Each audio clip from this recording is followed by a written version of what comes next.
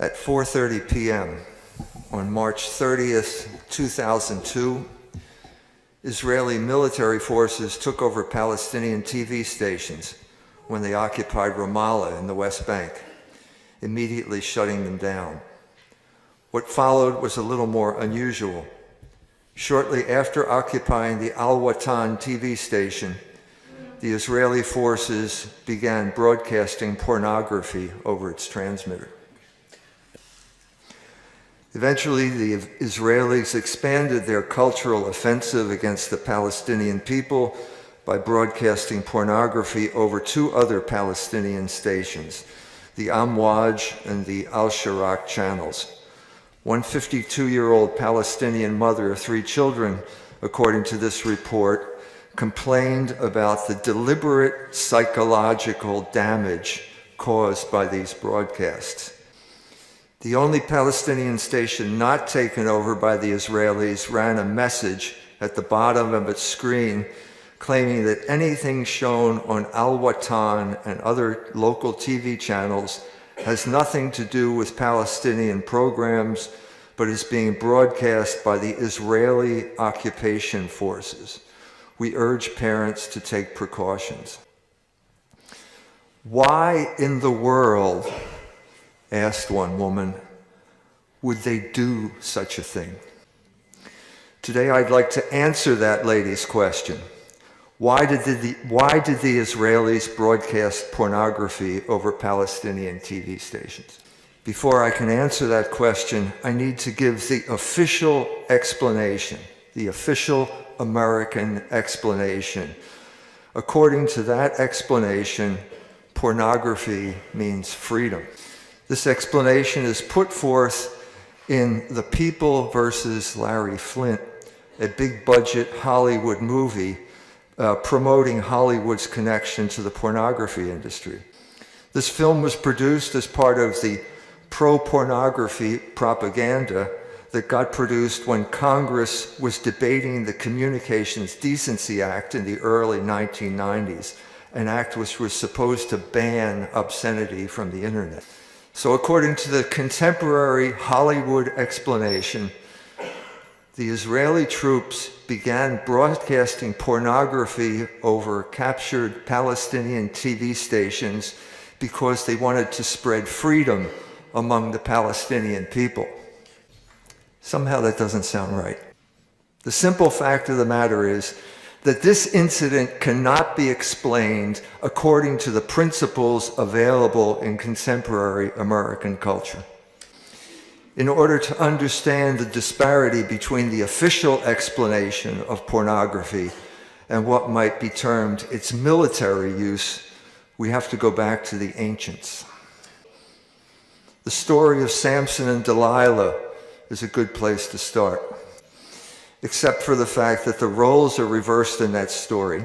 Israel was invincible militarily, so the Philistines decided that they had to get at the Israelite leader by other than military means. Unable to defeat Samson in battle, the Philistines decided to seduce him sexually. Once Samson succumbed to Delilah's wiles, he lost his power, and Israel lost its leader. They could find him not on the field of battle, but rather, to use Milton's phrase, eyeless in Gaza, grinding at the mill with slaves. Having learned their lesson, the Israelis decided to turn their tables on their opponents because they knew that a blind opponent is no opponent at all, and because they knew, as the ancients on the northern side of the Mediterranean, the Greeks, knew as well, that lust makes a man blind. St. Thomas Aquinas gives expression to the same tradition 1,000 years later when he says, lust darkens the mind. A man without a mind is not a formidable opponent. Therefore, lust can be used as a weapon to render an opponent blind or irrational and therefore incapable of mounting a coherent counterattack. At this point, we are beginning to see the outline of why the Israelis were interested in broadcasting pornography. It wasn't because they were interested in promoting freedom. It was because they were interested in promoting freedom's opposite, namely bondage or slavery, because slaves, especially people who are the slaves of their own passions, do not make good fighters. The ancients' explanation of how sexual passion could be put to military use is not all that different than a report issued by the Palestinians 3 months before this incident happened.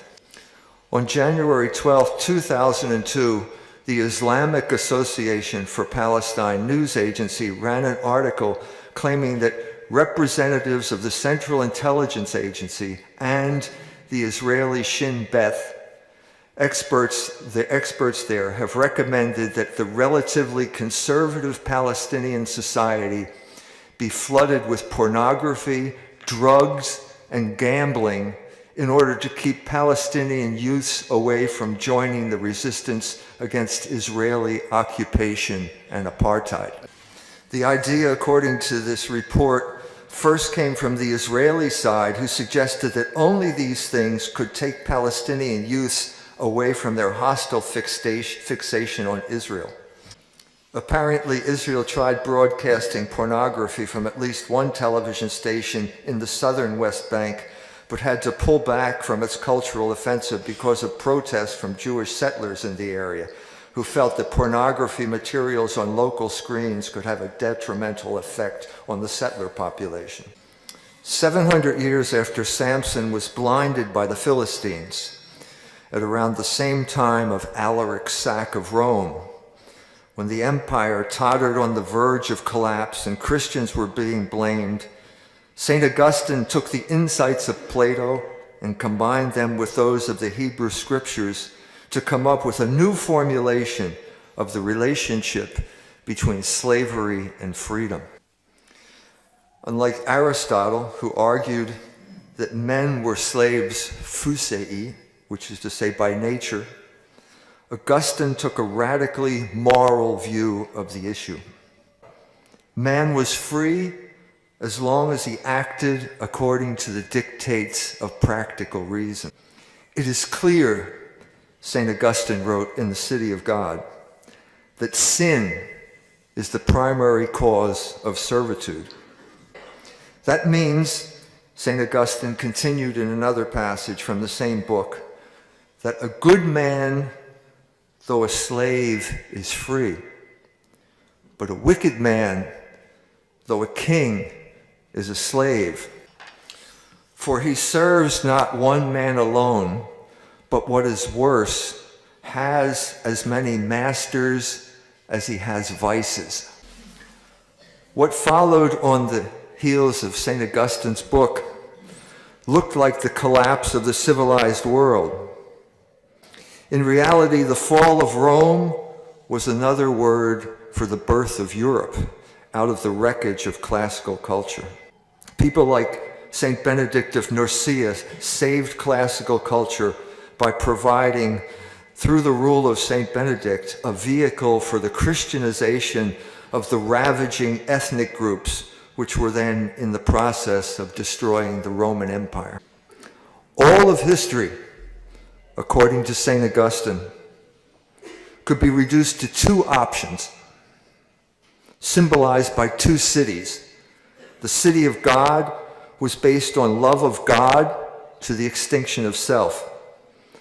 And the city of man was based on love of self to the extinction of God. If the city of God was based on love of neighbor and service, what is the city of man based on? It's based on the opposite of love and service, or to use St. Augustine's term and the title of my book, it is based on Libido, dominandi, the desire to dominate.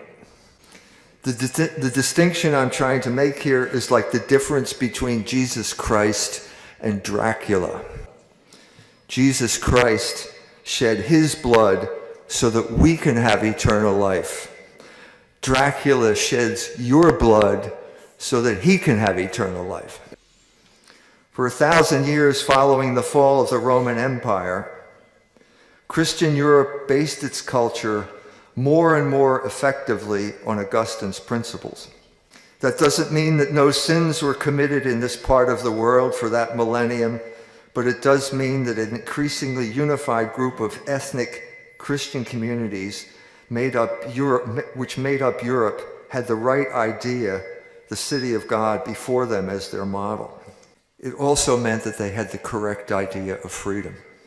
The essence of freedom was reasonable moral behavior. This meant that a man had as many masters as he had vices. Beginning in the 18th century, powerful forces began to emerge to challenge the medieval order established by the church. Once Europe turned away from Christ, once Europe turned away from the city of God, it had to turn to the city of man. That meant that Libido Dominandi became the constitution of Europe. And that meant that the history of the Enlightenment was more and more sophisticated forms of control. Augustine's statement that a man has as many masters as he has vices could also be interpreted as a form for control. In fact, once Christianity was repudiated, it had to be interpreted this way. The only alternative to the city of God is the city of man. And that meant that anyone who repudiated love of God and love of neighbor as the rule of life had to adopt the other rule, which is Libido Dominandi. Because of that fact, the history of the Enlightenment is nothing more than the development of more and more sophisticated technologies of control. The Enlightenment did not and could not create a new man. In order to seduce the old man, they had to go back to the very Christianity they sought to destroy. This explains the similarities between the writings of the Marquis de Sade and St. Augustine. The statement, let me read this statement to you. The state of the moral man is one of tranquility and peace. The state of an immoral man is one of perpetual unrest. That statement sounds as if it had been written by St. Augustine, but it was written by the Marquis de Sade. Both would agree with the statement's meaning.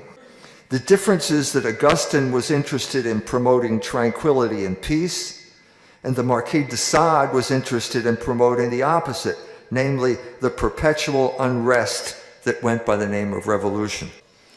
The Marquis de Sade understood that in order to create a revolution, you have to first subvert the morals of the people. By 1795, the French Revolution had created so much carnage that it was causing a reaction. The Catholics from the Vendée were marching on Paris. They were threatening to put an end to the revolution. To stop this counter-revolution, the Marquis de Sade wrote The Philosophy of the Bedroom. To get the population back to the most basic principles of revolutionary politics. How was he going to do this? Like Kyrgyz and Solon, he wrote, fully convinced that immodesty's results are to keep the citizen in the immoral state indispensable to the mechanics of republican government, oblige girls to exhibit themselves naked in the theaters. The mechanics of republican government, in other words, depended upon the systematic arousal of passion. The only thing that prevented the Marquis de Sade from implementing his revolutionary views was technology. In order to arouse passion as a tool of revolutionary politics and control, the Marquis de Sade was limited by physical constraints, namely the number of men he could get into a theater to look at the naked women. These constraints would be lifted with the arrival of television, the motion picture, and the internet. They could now transmit images of naked women into every home that had a computer or a television. Technology could now apply the same philosophy of control through manipulation of passion to unprecedented numbers of people. The goal, however, would remain the same. Sexual liberation has always been a form of control and was conceived of as such from the beginning by its major theoreticians, by the Marquis de Sade and roughly 150 years later, Wilhelm Reich. Wilhelm Reich is the man who created the term sexual revolution. Wilhelm Reich is also the father of sex education. Wilhelm Reich was a communist and a Freudian, and as such, his main opponent in Vienna during the 1930s was the Catholic Church. After years of trying in vain to debate the existence of God and getting nowhere in persuading people to become atheistic communists, Reich noticed a simple fact. If you change the sexual behavior of idealistic young Catholics in the direction of sexual liberation, especially masturbation, then the idea of God simply evaporated from their minds, and they defected from the Catholic Church, and the way to successful revolution was clear. Reich tells a story in his book, The Mass Psychology of Fascism, about a young girl who was in the habit of masturbating. She was in a demonstration for sexual liberation, and an older Austrian woman told her that she was going to go to hell if she continued to do this. At that point, she stopped masturbating. Then Reich counseled her to start masturbating again. And this is the conclusion he drew from that. The compulsion to pray disappeared when she was made aware of the origin of her fear. This awareness made it possible for her to masturbate again without feelings of guilt. This incident, he continued, is pregnant with meaning for sex economy, or his word for sex education. It shows how the mystical contagion of our youth could be prevented. Mystical contagion is his word for religion, and specifically the Catholic religion. Exactly what I said. The revolution which could bring about the overthrow of the political power of the Catholic Church in Austria was based not on debate but behavior. And this is again a direct quote from the Mass Psychology of Fascism. We do not discuss the existence or non-existence of God. We merely eliminate the sexual repressions and dissolve the infantile ties to the parents. The inescapable conclusion of all this, Reich concludes, is that a clear sexual consciousness and natural regulation of sexual life, which is what he means by sex education, must foredoom every form of mysticism, which is to say religion. That, in other words, natural sexuality is the arch enemy of mystical religion. By getting people to act contrary to the Church's teaching on sexual morals, Reich and his followers automatically limited the Church's political influence, and this was the first step in the revolutionary takeover of Austrian society.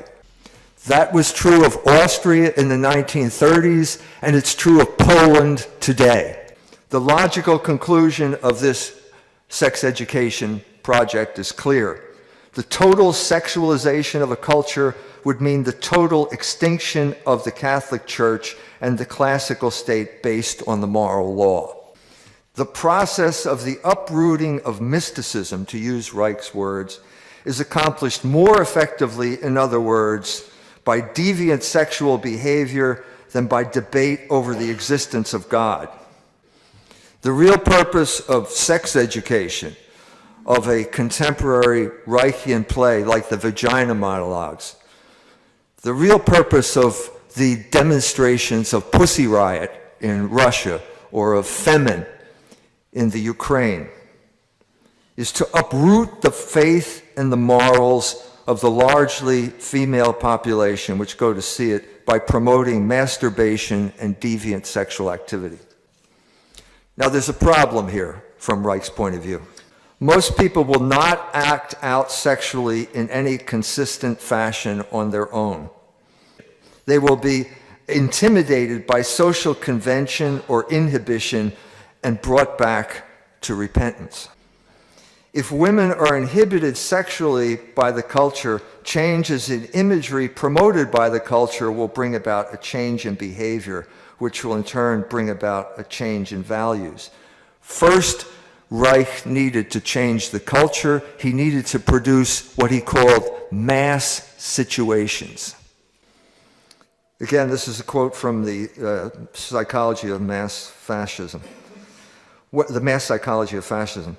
When I talk to a sexually inhibited woman in my office about her sexual needs, I am confronted with her entire moralistic apparatus. It is difficult for me to get through to her and convince her of anything. If, however, the same woman is exposed to a mass atmosphere, is present, for instance, at a rally, at which sexual needs are discussed clearly and openly in medical and social terms, then she doesn't feel herself to be alone.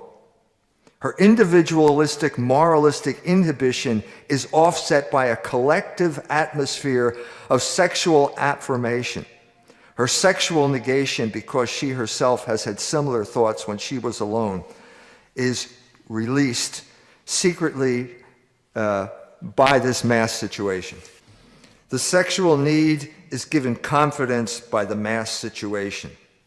It assumes a socially accepted status.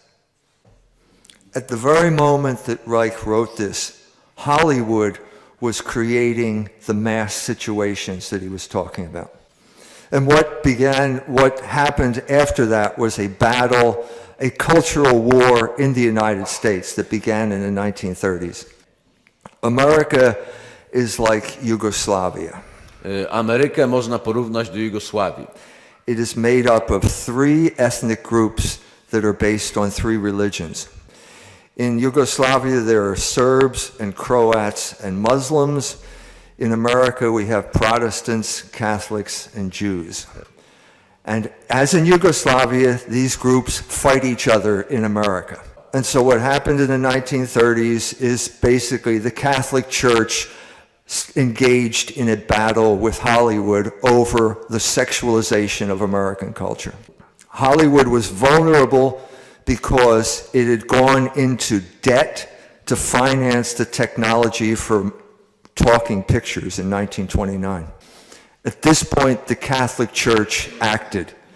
In 1933, Cardinal Doherty of Philadelphia declared a boycott of all Warner Brothers theaters in Philadelphia. One of Cardinal Doherty's associates was at a meeting in Hollywood, and he said, Harry Warner is crying tears as big as horse turds because he's losing $100,000 a week in Philadelphia alone. And so Hollywood capitulated. I nastąpiła tutaj kapitulacja ze strony Hollywoodu. And the Catholic bishops imposed a code on Hollywood films. The Catholic bishops, in other words, imposed they took control of what Reich called the mass situations. And for 31 years, there was no nudity in films, there was no obscenity, there was no blasphemy, and no ridiculing of the clergy. And then in 1965, the Catholics lost their nerve. Pawnbroker, right? Which showed bare female breasts on the film in theaters. At this point, the Catholic Church should have called for a boycott, but they didn't. They lost the culture war at this moment. There has never been a successful counter-sexual revolution, a counter-offensive against the sexual revolution since the collapse of the Legion of Decency. The Catholic Church lost the war on abortion, they lost the war on contraception, they lost the war on homosexuality, and now they just lost the war on gay marriage. The culture wars are over in America. The forces of the moral law have lost that war. All of the conservative movements that began under Ronald Reagan in 1980 have all failed. The battle is now in Poland. You have the opportunity to succeed where America failed. The counter-revolution against materialism began in Poland in 1979 when the Pope came here and had said Mass in Warsaw at Victory Square. That counter-revolution was taken over by the neoconservatives in America and destroyed. But the possibilities are still open in Poland. Fighting sex education is a battle that was lost 20 years ago. It's not being fought in America, but the fact that it's being fought here and now is a sign that it's still possible to win that battle. Yeah. So once again, Poland is called upon to save the West. Jan Sobieski and the cavalry arrived in Vienna and saved the West. And now the new enemy is at the gates of Vienna. The new enemy is Wilhelm Reich and sex education. Nowym wrogiem jest Wilhelm Reich I edukacja seksualna. The world is looking at Poland to save the West once again. Dziękuję bardzo. Dziękuję bardzo.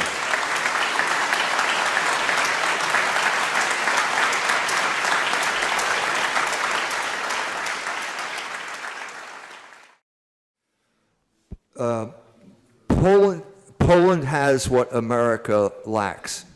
Poland has a unified ethnic Catholic culture.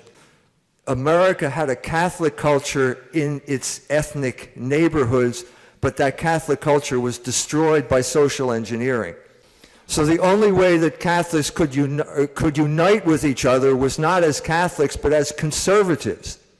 And what happened over the 30 years after the Catholics voted for Reagan is that conservatism got redefined as support of capitalism, as support of Israel, the state of Israel, as support of war in the Middle East, and all of the promises about abortion and sexual liberation and defending the family were all forgotten.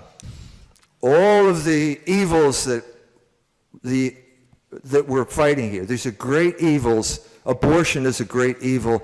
It can only be dealt with spiritual weapons. It can't be solved with political solutions.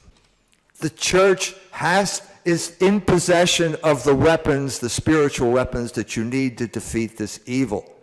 The church has to mobilize the Polish population with spiritual weapons because the evil that they're confronting is too great for the political process. The Poles, the Catholics, can only win this battle with solidarity.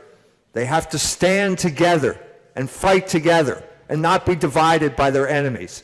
So the strength of Poland is predicated on the strength of Catholicism, and how do we maintain Orthodox Catholicism when we have so many enemies around us who are doing everything to basically water it down, destroy it? By solidarity, by sticking together. Which means we do not internalize the categories of our oppressors. We do not judge fellow Catholics according to foreign standards, according to the standards of our enemy, by foreign criteria like homophobia or psychological expertise or decrees from the European Union. We do not let this divide the solidarity of the Catholic Church. We reject this interference in our religious lives. In your book, you paint a very sort of black picture of the future, a very grim picture of the future, but do you see any, at least small signs of hope that things might be turning for the better? Yes, I see signs of hope. The greatest sign of hope I saw is this year. This year, in September, in 2003, I watched helplessly as the Israel lobby took over our foreign policy and launched America into wars in the Middle East that have now cost us $6 trillion. And it looked in September as if the same thing was going to happen again. There was a poison gas attack in Syria. It seemed like a false flag operation. It seemed as if America was now going to attack another country in the Middle East. And then the Pope Francis, called for a day of prayer.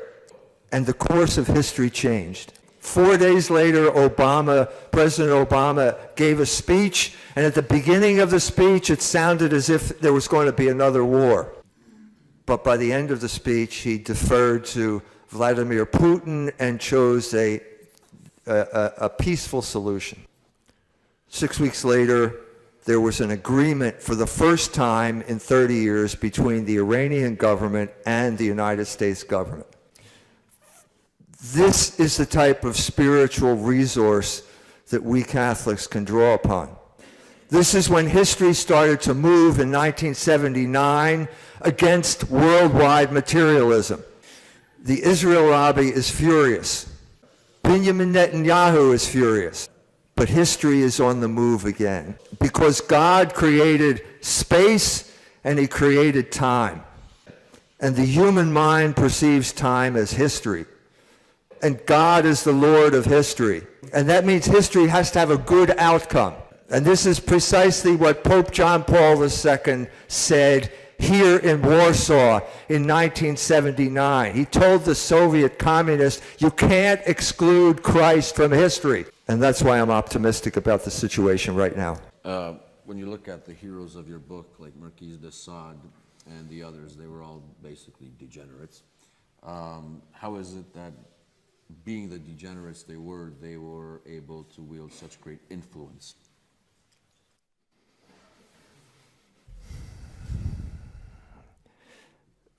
Because there's a fallen part of man. There's part of in every one of us that wants to rebel against God's plan. And when these evil people seize the instruments of power, when they seize the power of government, these people are encouraged, and that leads to the collapse of the society that we've seen. In essence, some of these evil people, well, they're elected by somebody, so we can say that there's a deficiency within the democratic liberal system that leads to these kinds of results. John Adams, one of the founding fathers of America, addressed this problem. He described the limits of the political process when he said, we have no constitution that functions in the absence of the moral law. He said those who break away from the moral law end up constructing their own chains. So he understood that democracy only functions if you have certain preconditions, some pre-political conditions, moral, metaphysical conditions in place. You mentioned in your book that the revolution was associated in many ways with hatred of monarchy, because the king was the guarantor of stability, the guarantor of the faith to some degree. And do you think maybe we can even discuss the potential return to a monarchical system instead of the democratic system? I think the political system is irrelevant. All political systems have their strengths and they all have their weaknesses. I don't have anything against monarchy. I don't think we're ever going to return to monarchy. Democracy has its flaws, it has its strength. I think what we're talking about here is beneath or before political arrangements. These are social arrangements that have to be guaranteed by a supernatural institution like the church. If the social order is guaranteed by the church, then democracy will function, or monarchy will function, or any type of government will function. If you undermine this moral foundation for society, nothing will function and everything will become a form of tyranny. Liberation in your book, and right now there's a lot of kooks out there who are talking about liberating themselves from their own sex. Especially in the so-called mainstreaming of gender, and how does that relate to what you've written in your book? Freedom has only meaning in terms of being. So a man is by definition a rational creature. So this means he only has freedom if he acts rationally. So if someone is proposing an irrational project, like denying that he is who he is, or sexually, or whatever other reason, it cannot possibly be any type of freedom or liberation. You're only free to be who you are. And if your behavior contradicts your nature, it cannot lead to freedom. It cannot be an expression of freedom. So homosexual behavior cannot be an expression of freedom because it contradicts the nature of sexuality. We're seeing right now that it's being pushed very hard in legislation and in law, and sometimes you can't even, for example, you can't get money from the World Bank if you're not pushing the gender ideology. So why is it so strongly manifested, especially in the world of politics today? And why is the influence so large, in essence? Because they're trying to control you.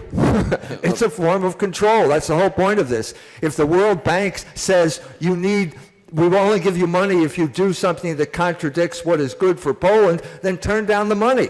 If anyone is proposing something that you know is wrong, anything that is contrary to reason, and homosexuality is contrary to reason, they are not promoting it for your good.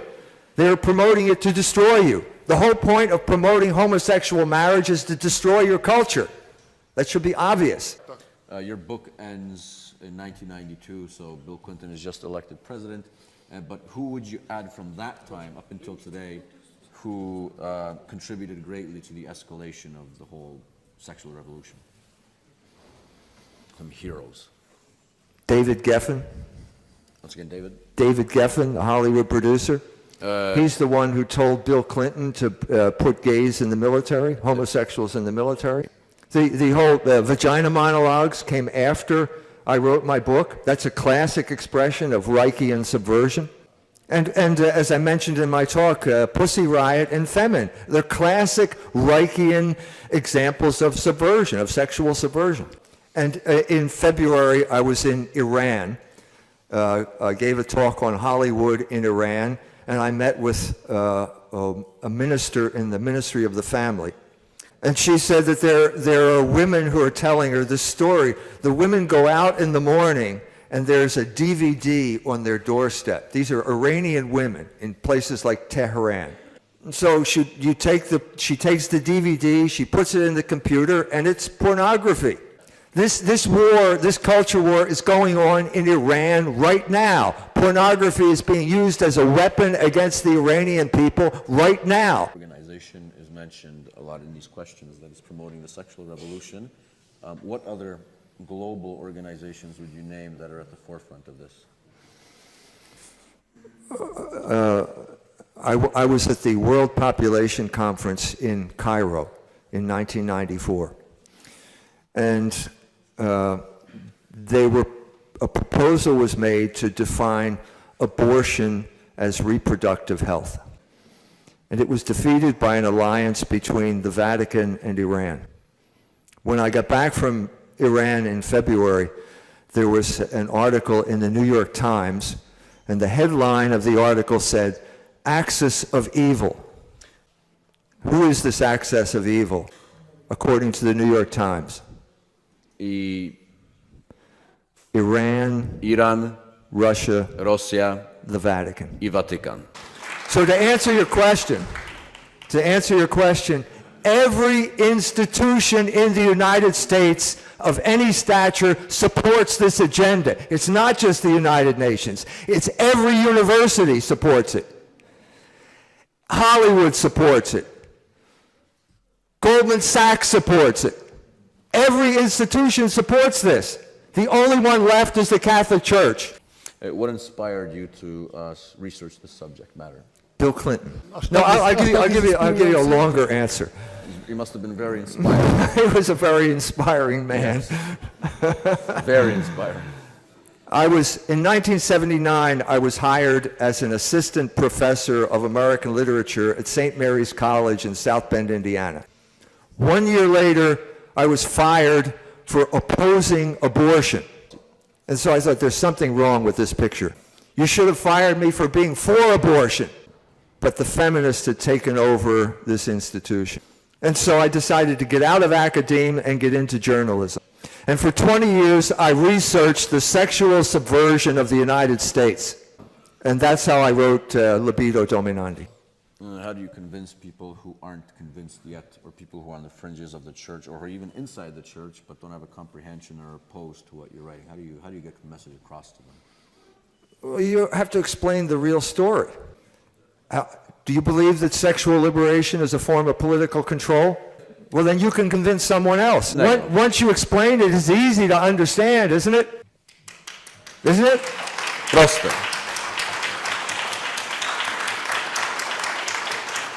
You don't have to be a genius to understand this. You don't have to be a genius to understand when the Israelis broadcast pornography to the Palestinians, they're not trying to bring liberation to the Palestinians. So use that example and see what people say when you say it. You mentioned the boycott as a sort of form of positive coercion and influence. And we know, for example, that in Mexico, before the Cristeros uprising, there was a certain boycott of, I'm not sure what kind of products, but the Catholics, that's some sort of boycott. And how would you assess the possibility of influencing the culture through boycotts today? In America, there's no possibility because there's no solidarity in the Catholic Church in America. But Poland's a different situation. I don't know exactly whether it would work or not, but it's the better chance of having it work in Poland because there's more solidarity in the church than there is in America. How would you define the forces that are behind this revolution? Are they more financial, ideological, or political? It's a hierarchy. So at one point in American history, it was illegal to sell pornography. At a certain point, the ruling class elite in places like the Supreme Court decided that it was in their interest to allow the sale of pornography. And I can only assume that they came to this conclusion because of the reasoning that I expressed in my talk today.